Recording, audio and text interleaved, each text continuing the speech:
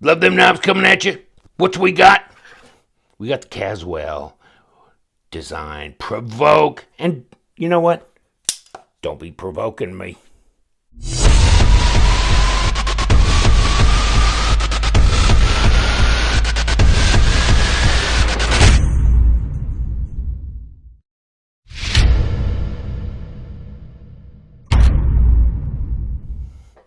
Welcome back to the lovely, very sophisticated, okay, never mind, Love Them Knives channel. And we've got this Provoke. What a crazy knife. And this is a Caswell design. I'll give you the link to his Instagram page. I got it buried in here somewhere, but this is a really cool knife. Check this out. Okay, so just throw your finger in there, kick it open. It will lock in place. There is, when there, this is your lock release, slide this little baby doll down. Now, you can see, if you look in there, as this rotates back, I mean, there's a place milled in here where this is going to lock into place here in this rotational, which is not easy to see. And I'm not sure if I can give you a good look at it. Where's my little peeper? It's buried over here under Fancy. Fancy, get out of the way. It's my parrot too. In any case, I'm not sure. And you know, you're gonna have to trust me on this. See, you can kind of see where that is. Now, you disengage this, and you can see where that's kind of cut away in there. In any case, you're rolling it back and back, but that's not a locked position here. It's, to me, it's, I guess, a detent position, but it's not really locked in place, obviously, because you can kick it forward like that, right? But there is a little notch when this comes back so far that it falls into. And so this one's solid, and I'm not getting any play on it. I mean, well, I guess if you wobbled it hard enough with enough force, you could feel just a slight bit. You're going to have some kind of give and take here because you've got all these moving parts, right? Wow, hold on.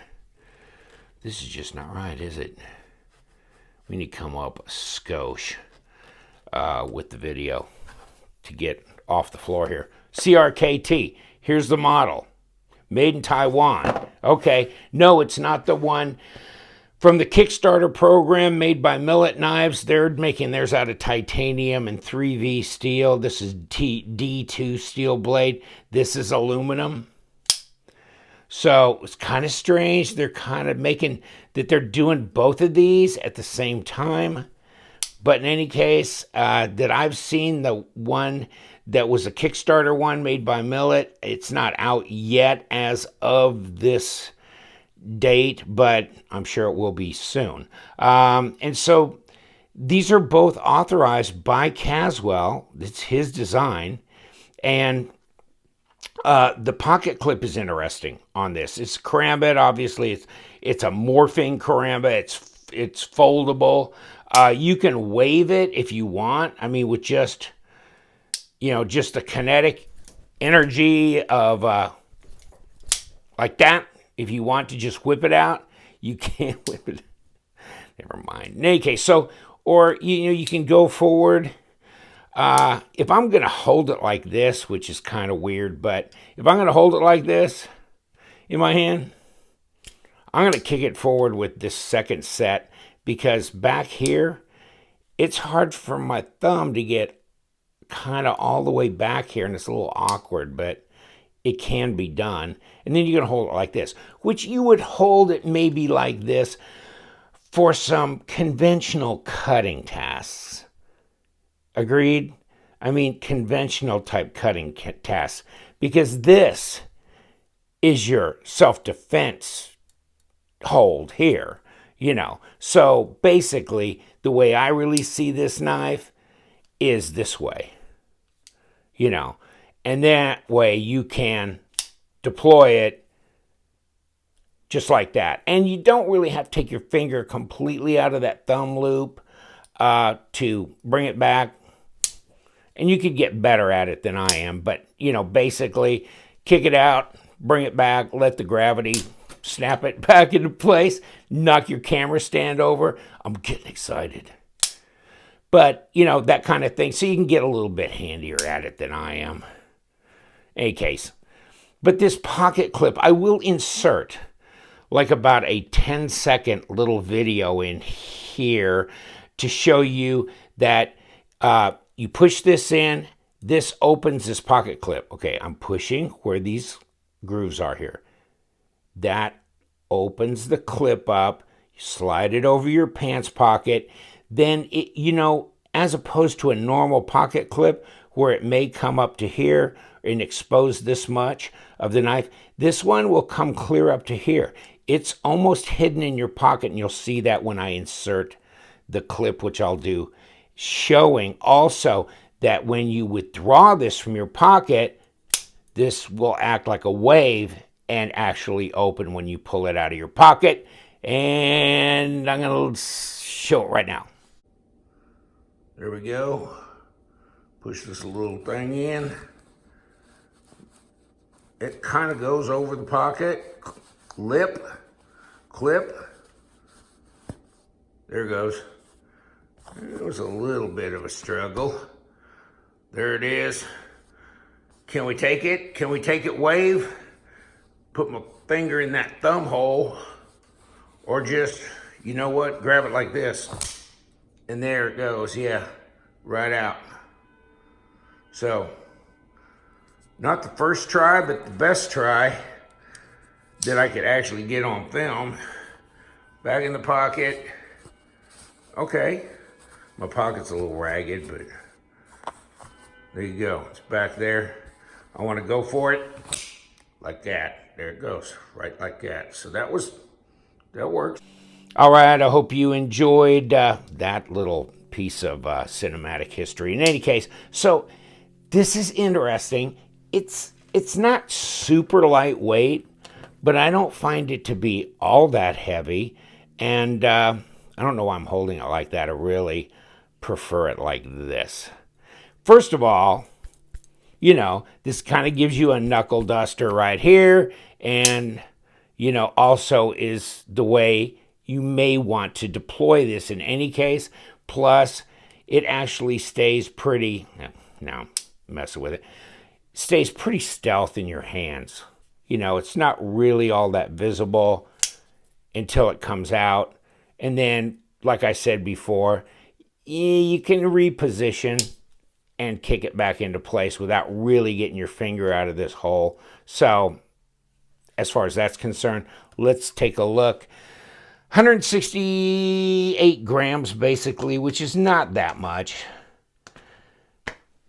5.9, not quite 6 ounces. So, yeah, it's a little heavy. I mean, this is not something you're going to wear with, you know, dress clothes on a, you know, a nice occasion necessarily. This is more something you might take to the dirt bar down the street where the bikers hang out, or wherever, that's a lot more casual when you're running around doing errands or whatever. So that's kind of that deal. Pretty cool though. I mean, I like the design. I think it's well thought out. Once again, the blade, let's put a little tape on it. It's like 2.5 inches, somewhere right in there. 61 or 2 millimeters. Overall, it's 18 centimeters, a little over 7 inches total length. So here's a Mannix, just a regular Mannix ultralight. It's not that huge. Now, I mean, I've seen Karambits that are fixed blades. They're very light, and you have a little, you know, you might use it as a neck knife or whatever you can pull out. So this is really big and bulky compared to some of those. So, I mean, it's cool, it's trick, it's interesting, and it's $200 from CRKT. Now, I think the one that Millet's putting out through the Kickstarter program is $450 or somewhere in that. So different materials, of course, and made in the USA as opposed to made in Taiwan. But if you're going to opt out with White Mountain. LTK discount code gets you 10% off, so you're at $180, right? And it's free shipping, so you're at $180. Aluminum, D2, but there's a lot of mechanics involved in this little puppy. Like I said, 7.37 overall, 2.41 inches. I said about 2.5. You saw my tape, so measured. There you go. Blade material, D2. Oh, by the way, before I toss it, I mean, I did print this out. I'll give you the link to Caswell's Instagram site so you can see what all he's up to. And there he is, Joe Caswell, California. And this came off the CRKT thing. So, I mean, I think they even had a little, well, we're back to page 1. They had a little 6061 aircraft grade aluminum, blah, blah, blah. Okay. Any case, I think it's rather ingenious. I was going to say CRKT's doing some interesting stuff, though. They're doing some interesting stuff. I mean, they've got, let's see if I can grab this at least. You know, I mean, they did the crossbones, and now they're going to come out. This is the jumbones. This is the big. And this is OS 8, which to them is a step up. And it's a step in the right direction, at least. But I mean, I understand their market. Their market is mostly the more budget-friendly knives, big box stores, working Joes walking in, getting a knife they're going to put in their pocket and use and abuse and don't want to have much money in it. I don't see CRKT as an enthusiast market. And so a lot of the people watching my channel, most of them, are probably enthusiasts. So you're looking for higher end materials and, you know, and all this kind of stuff. And I don't think that's CRKT's bread and butter. I don't think it's Kershaw's bread and butter, that kind of thing. But I think they are now pushing the boat in the right direction. I mean, they were very happy to show the P-Large, the Bog's Nest design, the Pilar, but it in the large with the D2. All of a sudden, here that comes. I think they're hearing the voices. And, you know, talking to them at the SHOT Show, they're hearing it. But if they got to look at numbers, and I guess if I was in their shoes, I don't know what I'd do.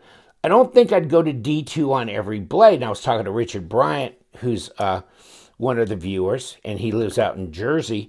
And I was going, you know, guys that just buy knives and do stuff, they probably in a situation where they might be in a high humidity environment and that kind of thing. So D2 may not be the choice. I would maybe really reconsider if I was CRKT to, you know, 8CR, okay, that's a stainless, but go with the 14C28N, VG10, something, kick it up a notch. Oh, well, the OS 8 does. And so, you know, instead of a semi-stainless D2. So maybe D2 is not the best for the working Joe and this and that. Maybe enthusiasts kind of, they dig it right now. Tastes change, times change, so whatever. In any case, really cool. This snaps out. The locking mechanism comes back. This kind of just feels like naturally because of the angles, the geometry of how these arms are. How that clicks back into place. The tip of this knife, of course, the knife is still exposed here, yet it's rested against this back plate. Now, this is possible, you know, to cut you. Now, if you saw the little strip of me, a video clip of me pulling it out and waving it, and I never felt like that knife blade was going to come out and cut my pocket or cut my hand or anything. So I'm not really concerned about that. And this Mechanism seems solid. I'm not getting a lot of play. I mean, it feels really solid to me. And if you want to work it back and forth like this, well, you got these screws going in there. I mean, at some point in time, yeah. And it's got to be able to move. So it's got to have some flow to it to begin with. So it's not going to be super tight. You don't want it super tight in any case. But interesting. I'm not sure. These screws, and with the other thing that I'd probably think about, which is, why wouldn't you want those to be flush? You know what I mean? And I'm going to look around here. Crap, I don't see any examples of that, but laying on the table. But you know what? Yeah, like this. Why wouldn't you want them flush? Like that, okay? Because this has got to get over your lip, right, of your pocket. So you're pushing that, but you still, you know, as you're putting it in your pocket, look at, if these were flush, then that would be easier, you know, to get into your pocket. Here you're going to hang up, I think, going in. So could you replace these with some that maybe? So that might be a thought. Also, you know, it's really strange. I've lost some coating here, and I don't remember doing anything with it. I definitely didn't drop it anywhere, have it rubbing up against anything I'm aware of. So I'm already starting to lose some of that. That's okay. It's in my 12,000 subscriber giveaway. So I thought I'd put this on tape before I give it to the lucky person who wins it and realizes, yes, this is the one in the video because I see these pieces of coating missing. Any case, take a look at it. It's not a real big knife closed either. It's pretty small. I don't know if I guess I never said anything there. Not quite 5 inches. So basically, if you're the Para 2, you're bigger than this is when it's closed. And probably this is going to be a deeper carry than this is. Obviously, you've got this much here and you got this much here. So deeper carry, more concealable, definitely heavier by a couple ounces. This is 3.8. So this is a couple ounces heavier. But I thought this was pretty ingenious how he did this. Obviously, there's room under here to be able to get that to flex open and slide in your pocket. So not bad, except you're not doing it like this. Unless you're left-handed. Well, I don't know. No, you're not even doing it that way. But, you know, you're right-handed.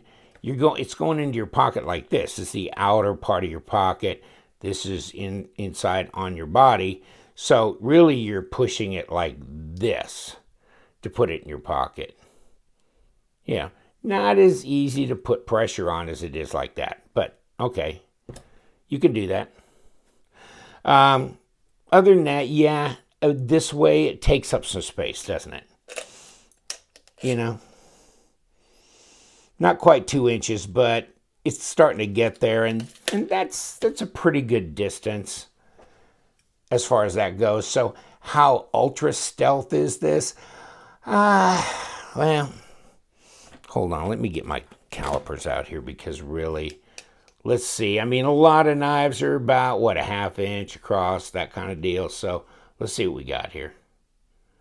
15.4 millimeters. That's 6/10, 0.59. So it's kind of fat. I mean, the Para 2 is a 0.45. Let's come back it the other way. Let's see if we get a different measurement. Well, here we go. 0.62. So almost 16 millimeters. So it gets kind of thick in here, doesn't it? Let's check this. The blade thickness here, at least at the grind, is 5 millimeters, it looks like. 0.19. all, you know,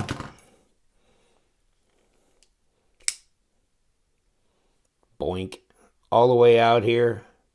Obviously, this is the total, and let me get something a little bit more precise. Okay, so 5.2 millimeters in the unsharpened area, 0.2 of an inch, like that. Interesting. I don't know. I just wanted to throw it up on my channel. And yes, for normal cutting tasks, well, let's get a piece of paper, damn it. Okay. I mean, actually, it's pretty sharp. But yeah, I mean, for regular cutting tasks, but really, as far as I'm concerned, I mean, this is really more of a self-defense type knife or an emergency use knife to cut away a seatbelt or something like that. And in that case,